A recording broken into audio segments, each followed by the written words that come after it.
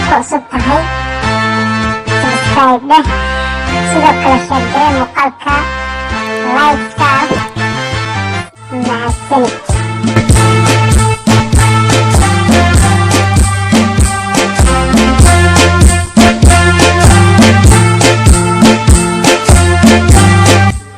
السلام الله عليكم ورحمة الله وبركاته. أصحاب قيمة بدن وكسر هذا شيكذي لما قعد بحذي بنجو يو ميدب كرجعي.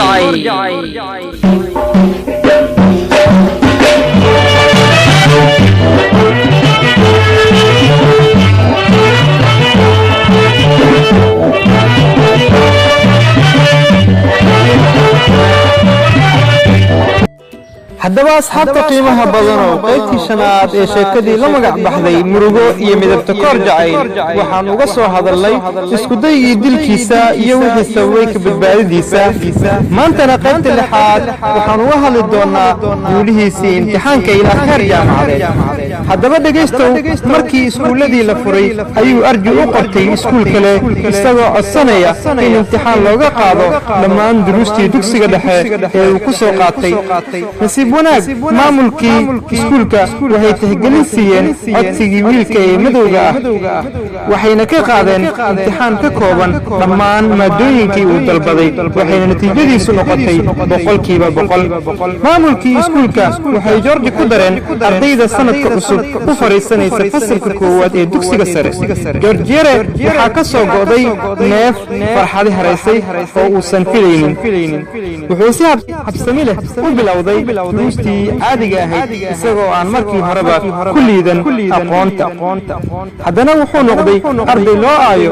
George wuxuu ka soo kabtay dhaawacyadii hore ee ahaa niyad jebinta, midabta koorka, nacaybka, yasidda, faquuqidda iyo cadaalad xumida. George wuxuu dhex mushaaxayaa iskuul ay ka dhex buuxaan macallimiin iyo arday isaga jecel, kalana kulmay soo dhoweyn, kalsooni, farxad, gacan qabad iyo cadaalad. George wuxuu kasbaday saaxiibo badan, taasoo dhowr jeer tartamo uu iskuulkiisa uu ka qayb galay guulo ka soo hoyiyey, isagoo la kulmay iskuulkii ifka u nacbaa ee dunidan inuu ka hayaamo sabab u noqon gaaray kana soo guulaystay. George intuu dugsiga dhiganayay wuxuu mutaystay abaalmarino badan maadaama uu ka mid ahaa ardayda safka hore ka gala kaalmaha koowaad, labaad iyo saddexaad ilaa uu dhammaystay 4 sano ee dugsiga sare, kuna dhamaystay farxad iyo nashaad, wuxuuna helay natiijadii ugu sarreysay taasoo ay la qaybsadeen waalidkiisa oo uga hambalyeeyey guusha uu soo hoyiyey wiilkooda, intaa iyo in ka badanna ugu duceeyey. sidoo kale waxa uu hambalyeeyey macallimiintiisa. George markii uu ka qalin jibiyey dugsiga sare ayuu bilaabay inuu magaalooyinka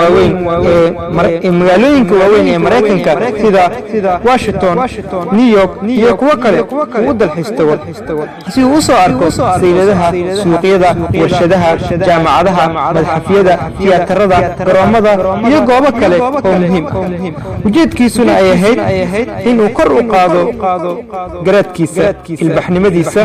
sidaa daraaddeed yaan lagaaga sheekeen meel aad tegi kartid oo adigaba soo arag si aad u horumariso waay aragnimadaada.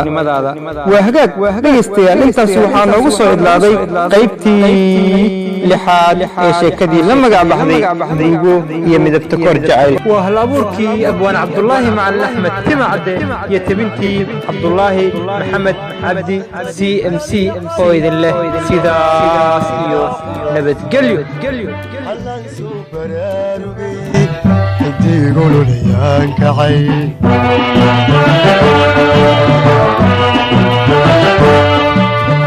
hadantadii kalgacalka dhiigayga xulayso hallaan soo baraarugay diigululiyaan kacay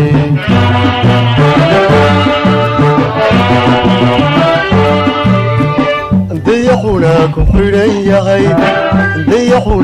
xidhan yahay xidiidda isku haystaan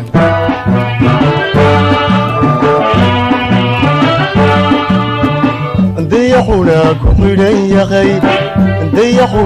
xidhan yahay xididaysu haystaan